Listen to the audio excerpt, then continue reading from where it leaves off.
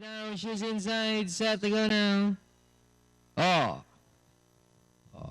Says out, gun getting, moving up, some like it at Catalay in the middle.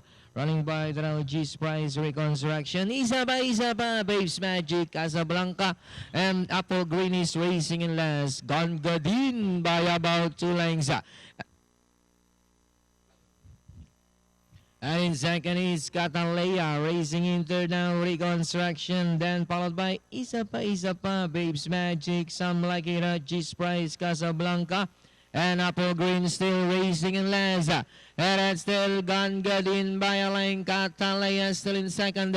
Reconstruction in third. Here comes Babes Magic. Now coming closer in fourth. Isa pa in fifth. Casablanca in sixth. With Gun Gadin still the leader by about 2 lengths.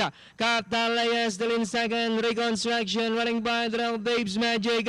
Here comes Casablanca. Isa pa. Gun Gadin by only 2 lengths. Here comes Babes Magic now moving up down on the inside. Gun Gadin, Babes Magic is running by the as they come down at the last of the day. Gun Gadin, Babes Magic batting it out for the leader. Babes Magic, Gun Gadin is on the outside. Gun Gadin, Babes Magic, Gun Gadin, Babes Magic, Gun Gadin, Babes Magic.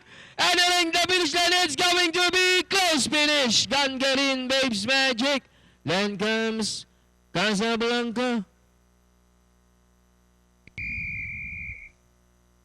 Okay, Ryan Carrerista, para sa ating race number 5, closed finish between entry number 8, Babes Magic, and entry number 2, Gun Gadin, para dito sa ating kakatapos lang na karera. Makikita po natin matetersera dyan, yung numero 4 na si Casablanca. Muli po natin balikan ang nangyayari dito sa inyong race number